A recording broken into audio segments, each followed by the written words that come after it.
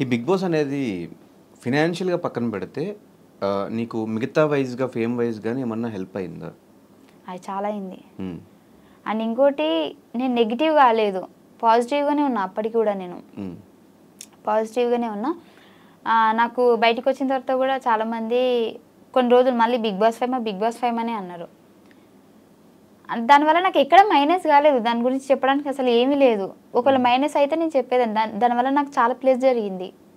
కానీ ఎందుకు బయటకు వచ్చాక మిగతా కండిషన్స్ ఎవరితో మింగిల్ అవ్వట్లేదు? నువ్వు ఎక్కడ కనిపించవు, ఏ పార్టీస్లో కనిపించవు, ఏ గెట్ టుగెదర్స్లో కనిపించవు, ఎవరు పిలిచినా రావు, దేనికి? దానికంటే ముందు కూడా నా ఫ్రెండ్స్ నార్మల్గా నా జబర్దస్త్ వాళ్ళు పిలిచినా నేను పోను. నాకు నా ఇల్లే నా ప్రపంచం. అంటే ఇంట్లో ఉంటా, ఏం లేకపోతే ఇంట్లో ఉంటా. ఈవెన్ జబర్దస్త్ వాళ్ళతో నేను వ్లాగ్స్ చూసా నీవి, చాలా మంది దగ్గర వ్లాగ్స్ కూడా చూసా. ఈ బిగ్ బాస్ వాళ్ళతో అసలు ఏమీ లేవు నీవి. అంటే ఇంకా బిగ్ బాస్ అయిపోయిన తర్వాత కొన్ని రోజులు పిలిచారు అందరూ, ఏదైనా సరే రండి రండి అని. గ్రూప్ మొత్తం హల్చలు, టింగ్ టింగ్ టింగ్ అని మెసేజ్లు వచ్చేది. డేస్ పెరుగుతున్నా కొద్దిగా వాయిస్ తగ్గిపోయింది మెసేజ్లది. ఎవ్వరు అంత లేరు. కొన్ని రోజులే, మూడు రోజులు మురిపమంటారు కదా. సో వచ్చిన తర్వాత ఫస్ట్లోనేమో రండి కలుద్దాం. ఇప్పుడు ఎవడు పిలుస్తాడా అని చూస్తున్నాను. ఎవడు పిలిచినప్పుడు నేను పోదామంటే ఇప్పుడు నన్ను పిలవట్లే. అట్లా అయిపోయింది. హౌస్ వార్మింగ్ ఫంక్షన్ కూడా ఓన్లీ సూర్య ఒక్కడే వచ్చాడు. నేను అందరినీ పిలిచా కానీ సూర్య ఒక్కడే వచ్చాడు. అందరూ ఒక్కొక్కరు ఒక్కొక్క రీజన్ చెప్పారు. సో నేను కూడా ఇండస్ట్రీ కాబట్టి అర్థం చేసుకున్నా. షూట్స్ అంటే ఆ ప్లేస్లో నేనున్న నేను షూట్కే అంటే ఫస్ట్ వాళ్ళకి డేట్ ఇచ్చేసాం కాబట్టి ఖచ్చితంగా వెళ్ళాలి షూట్కి. అది నాకు తెలుసు కాబట్టి నేను యాక్సెప్ట్ చేసేవాళ్ళని. కానీ తర్వాత వస్తామన్నారు, కానీ ఇప్పటిదాకా రాలే ఎవరు కూడా. సిద్దిపేట కదా, దోమకొండ అది. సో మొత్తానికి లైఫ్లో అనుకున్న ఇల్లు కట్టేసుకున్నావు, కారు కొనేసుకున్నావు. ఫ్యామిలీ రియాక్షన్స్ ఏంటి? స్టార్టింగ్ మేము కొన్ని వీడియోస్ చూసినప్పుడు, ఈవెన్ బిగ్ బాస్ హౌస్లో కూడా నువ్వు ఎక్కువ ఫీల్ అవుతున్నప్పుడు, ఫ్యామిలీ బాండింగ్ అప్పుడు మాకే కొంచెం మా ఎమోషనల్ బాండ్ అనిపించింది నీకు మీ ఫ్యామిలీకి. మీ ఫ్యామిలీ మొత్తానికి ఇప్పుడు నువ్వే ఒక పెద్ద దిక్కులా చూసుకుంటున్నావు అని తెలిసింది. సో ఇప్పుడు ఫ్యామిలీ రియాక్షన్ ఏంటి ఈ 5 years తర్వాత? అంటే అందరు హ్యాపీనే. నా వల్లనైతే ఎక్కడ వాళ్ళకి ఇది కాలేదు బ్యాడ్ నేమ్. ఇప్పుడు ఫైమా రిచ్చా పూరా మిడిల్ క్లాస్ అని చెప్పను, రిచ్ అని చెప్పను, పూర్ అని చెప్పను. అలా రిచ్ అందుకుంటూ మిడిల్ క్లాస్ కు కొన్ని వేల కిలోమీటర్ల దూరంలో ఉన్నాం. బేసిక్గా రిచ్ అని చెప్పాలి. అంటే రిచ్ అంటే మరీ అంత రిచ్ కాదు, కొద్దిగా రిచ్ అని చెప్పొచ్చు. కాకపోతే రిచ్గా ఉందాం అనుకునే లోపే ఫ్యామిలీలో ప్రాబ్లమ్స్ పెరిగిపోతా ఉన్నాయి. సో దానివల్ల మళ్ళీ కిందికి వచ్చేస్తున్నా. మళ్ళీ అందుకోవాలంటే నాకు టైం పడుతుంది. ఇంకేం ప్రాబ్లమ్స్ మళ్ళీ? అంటే ప్రాబ్లమ్స్ అంటే అట్లని కాదు, ఫైనాన్షియల్గా అని కాదు. అంటే ఎక్కువ ఏమంటారు, ఆలోచన పెరిగిపోయింది. రీసెంట్గా మా అక్కకి యాక్సిడెంట్ అయింది. సో దానికంటే ముందు అదే అక్కకి మళ్ళీ కరెంట్ షాక్ కూడా కొట్టింది. సో 2 సార్లు ఇంకా అయిపోయింది అనే సిచ్యువేషన్ నుంచి మళ్ళీ మా అక్కని మేము మంచిగా చేసుకొని, సో దానివల్ల ఏంటి అని అంటే ఎక్కువ ఫోకస్ అంతా ఇంటి దగ్గరనే వెళ్ళిపోయింది. నేను ఏం వర్క్ చేయలేకపోతున్నా. అంటే నాకు బేసిక్గా ఫ్యామిలీ అంటే చాలా ఇష్టం. నా ఫ్యామిలీలో ఎవరికి, ఈవెన్ మా అమ్మకి జ్వరం వచ్చినా కానీ ఇంకా వెళ్ళిపోవాలి, నేను ఇక్కడ ఉండొద్దు హైదరాబాద్లో, నాకు ఇంకా వద్దు ఈ హైదరాబాద్, నేను ఫస్ట్ పోయి మా అమ్మనే చూసుకోవాలి, మా అమ్మనే ఇంపార్టెంట్ అనేంత ఇష్టం నాకు.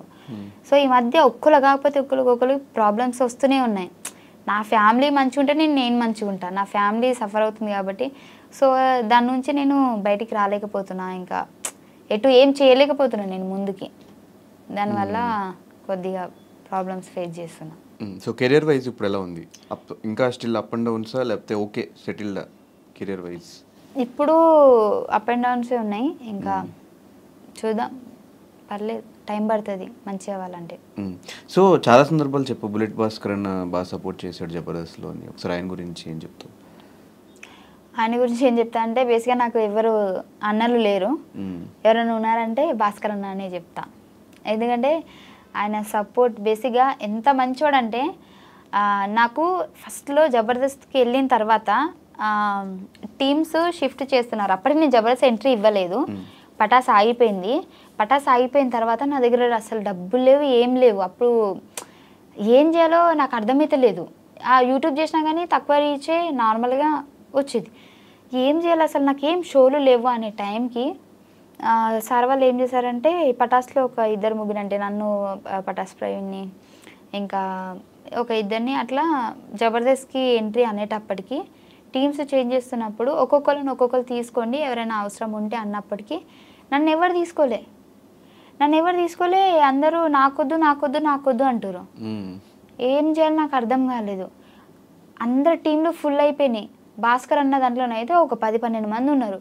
అంటే మెయిన్ ఆర్టిస్టులు కాకపోయినా ఆయన 10-12 మందికి డబ్బులు ఇచ్చుకోవాలి ఖచ్చితంగా ఉన్నారు అని అంటే. సో తన బడ్జెట్కి తనకు ఫుల్ అయిపోయింది.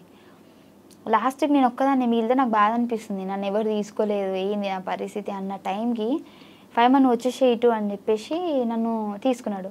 ఆ రోజు నేను ఏమనుకున్నానంటే 12 మంది ఉన్నారు, నాకేం ఇతడు డైలాగులు, నాకు తెలిసి బ్యాక్గ్రౌండ్ ఆర్టిస్ట్ లెక్క నిలబడాలనేమో అని అనుకున్నా.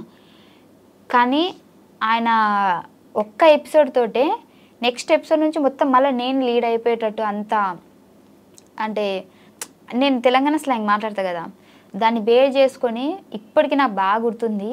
ఫస్ట్ రోజు నేను జబర్దస్త్ ఎక్కుతున్నా అనే టైంకి నాకు ఎంత ప్రాక్టీస్ చేయించాడంటే, నువ్వు పటాసులు ఇలా చేసేదానివి కదా ఈ లాంగ్వేజ్ దాంట్లోంచి తీసుకో, ఇలా న్యాచురల్గా ఉండాలి, అసలు నువ్వు తిడితే కూడా అసలు తిట్టిందా అది ఏంది అని చాలాసార్లు నేను కొన్ని చెప్పేసి ఆగిపోతా కదా, అవి కూడా నార్మల్గా యాక్షన్ చేసి చూపించేటాడు. నువ్వేమనాలంటే అని ఆడ ఏంది అని చెప్పేసి నేను ఇట్లా రియాక్షన్ ఇస్తా అప్పుడు అని చెప్పేసి నాకు తెలియని ఒక కొత్త యాక్టింగ్ని నేర్పించినాను అనమాట. సో అప్పటి నుంచి జనాలు కూడా అక్కడ ఏదో అంది అది ఏంటిది అని చెప్పేసి, సో అట్లా కూడా నాకు చాలా మంచిగా వచ్చింది. అట్లా నేర్పడం వల్ల నేను ఇంత ఇప్పుడు చేస్తున్నా. సో మల్లెమాలతో అసోసియేషన్, మల్లెమాలతోనా అసోసియేషన్ అంటే నువ్వు ఇంగ్లీష్ ఎందుకు మాట్లాడుతున్నావు? నేను తెలుగు జర్నీయా జర్నీ ఇంగ్లీష్ ఇంత కూడా రాదా? రాదు అంటే రాదు అంటే మరీ అంత కదా. I know English, I eat English, I talk English, but I don't understand English. Okay, so journey అని అంటే మంచి జర్నీ. అసోసియేషన్ అను ఎందుకబ్బా నేను చిన్న చిన్న పదాలు నేను చెప్పా. Association okay. సో మల్లెమాలతో అసోసియేషన్ ఎట్లుందంటే it's very nice journey. And నాకు దీప్తి మేడం కానీ కీర్తి సార్ కానీ తెలుసు కదా మీకు.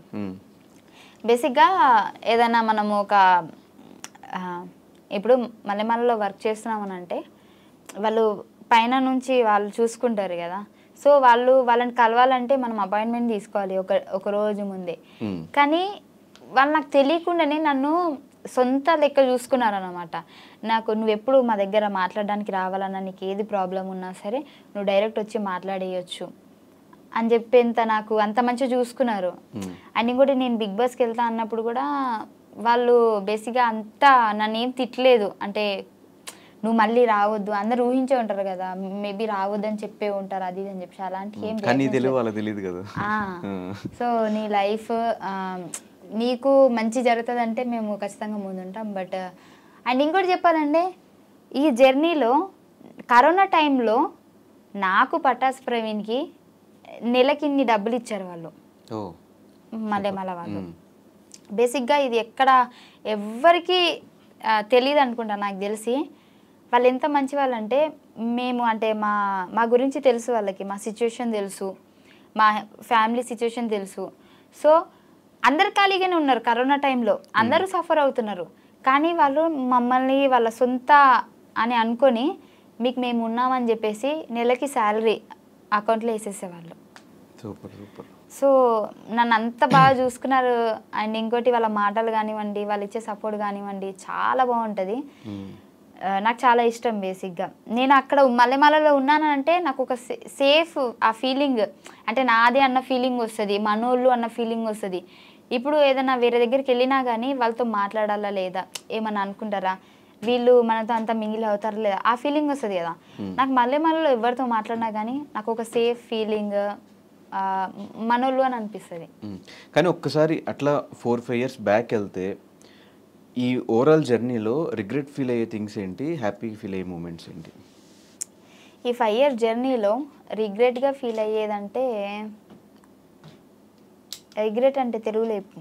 ఏదన్నా చేసేసి అయ్యో అనవసరంగా చేసా లేకపోతే అనవసరంగా ఆ షోకి వెళ్ళా, లేకపోతే అనవసరంగా ఆ రోజు డైలాగ్ చెప్పా, అనవసరంగా వాళ్ళతో గొడవ పడ్డా, ఇలాంటివి. సరే, రిగ్రెట్ ఫీల్ అంటే నిన్ను ఒకవేళ సడన్గా ఏ హాలీవుడ్ ఛానల్ నుంచి ఎవరిని వచ్చి కూర్చొని ఇంటర్వ్యూ చేస్తే ఏం మాట్లాడతావు వాళ్ళతో? ఫస్ట్ వాళ్ళు నన్ను పిలవరు వాళ్ళు. ఒకవేళ పిలిస్తే, ఒకవేళ రేపు పొద్దున్న యూఎస్ఏ వెళ్ళాలి, ఏదో మూవీ షూట్కి పోవాలి, అక్కడికి వెళ్ళి ఏం మాడతావు? యాప్ ఉంది కదా తెలుగు టు ఇంగ్లీష్, ట్రాన్స్లేట్ చేసుకుని వాళ్ళు అడిగినప్పుడు వెబ్సైట్ ట్రాన్స్లేట్ చేసుకుంటూ అడుగుతావు. అడిగినాక 1 second అంట. యూఎస్ వీసా ఉందా? లేదు. తీసుకుంటా. సరే అమెరికా కాకపోయినా అమీర్పేట అనుకో, అమీర్పేటలో నాతో ఎవరైనా ఇంగ్లీష్లో మాట్లాడగానే నేను మేనేజ్ చేసేస్తాను. నేను ఇప్పుడు నాతో ఇంగ్లీష్ మాట్లాడు, నీకు రాదు. అంటే మరి అంత రాకుండా లేదు, కానీ మరి రిగ్రెట్ ఇవి కూడా తెలియకుండా లేదు. రిగ్రెట్ అంటే నాకు తెలుసు, ఇప్పుడు చెప్పా కాబట్టి. సరే చెప్పు. రిగ్రెట్ అంటే నాకు ఇంగ్లీష్ రాదని నీతో చెప్పినా కదా, అదే నా రిగ్రెట్. అది కాదు కానీ బేసిక్గా చాలా సిచ్యువేషన్స్ ఉన్నాయి, ఏం చెప్పాలో నాకు అర్థమైతే లేదు. అలా చేయకుండా ఉంటే బాగుండేది అని చెప్పేసి. ఎందుకులే అబ్బా, వద్దులే రిగ్రెట్ ఎందుకు మనకి అవన్నీ. సరే హ్యాపీ మూమెంట్స్ ఏంటి? ఫస్ట్ డే మంచి చెక్ తీసుకున్నప్పుడు అట్లాంటిది ఏమన్నా హ్యాపీ మూమెంట్స్ ఉంటాయి కదా? లేదు, నేను ఇల్లు కట్టించినప్పుడే, ఇంకా దానికంటే హ్యాపీ మూమెంట్స్ నాకు ఇంకేం లేదు. సో ఇల్లు కట్టించినప్పుడు మా అమ్మ కళ్ళలో ఆనందం ఉంటుంది కదా, సో అది నేను ఇప్పటికీ మర్చిపోను. అది నాకు చాలా హ్యాపీ మూమెంట్, నాకే కదా ఆమెకు కూడా. కానీ పెళ్ళి సెట్ అయిపోయింది, ఇల్లు అయిపోయింది, కార్ అయిపోయింది, బ్యాంక్ నిండా డబ్బులు. ఎంత ఉంటుంది బ్యాంక్ బ్యాలెన్స్ నీది? నువ్వు అనుకున్నంత ఏమి ఉండదు అక్కడ, డొల్లా. మొన్న ఇన్కమ్ ట్యాక్స్ నుంచి డబ్బులు పడ్డాయి. చెప్పు ఎంత ఉంటుంది బ్యాంక్ బ్యాలెన్స్? చూపించు. భయపడతావు ఎందుకు? చూపించు, పర్లేదు. అంతేముండదు నువ్వు అనుకున్నంత. చూపించు, పర్లేదు. నా ఇజ్జత్ తీసుకోవడం అంటే ఇదే. సరే కానీ నేను ఒక క్వశ్చన్ అడుగుదాం అనుకుంటున్నా, కానీ కరెక్ట్గా ఆన్సర్ చెప్పాలి. కరెక్ట్గా చెప్తా. కరెక్ట్గా చెప్పాలి, అబద్ధం చెప్పకూడదు. నేహ పెళ్ళికని ఇంటి దగ్గర నుంచి బయలుదేరి పెళ్ళికి వెళ్ళకుండా పార్కింగ్లో ఆగిపోయావు. అయ్యో అమ్మతో నాకు గుర్తుకు లేదు. పెళ్ళికని బయలుదేరి పార్కింగ్లో ఆగిపోయావు అంటే ఎందుకు? నేహ ఇంటికి వెళ్ళి అక్కడికి వెళ్ళి ఆ ప్లేస్కి వెళ్ళి పార్కింగ్లో ఉండిపోయింది. చెప్పు. చెప్పేస్తా. నాకేం ప్రాబ్లం? చెప్పేసి. నాకేం ప్రాబ్లం లేదు, చెప్పేసి. లేదు లేదు, అప్పుడు నాకు నిద్ర వచ్చింది, కార్లో పడుకుండిపోయా. అక్కడ నువ్వు కూడా ఉన్నావు కదా నా పక్కన. నేను లేను. నేను లేని నీకనే తెలుసు. నేను లేను, నాకు చెప్పారు, ఉంటారు కదా పక్కన.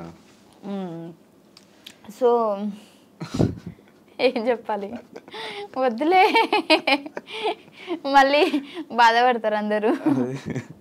పైమా నువ్వే నానంటారు. తర్వాత నేహ ఫోన్ చేయలేదు? ఫోన్ చేయలేదు ఆమె, అసలు ఫోన్ కాదా ఏం లేదు అసలు ఆమెకి, అది గుర్తుకే లేదు అసలు.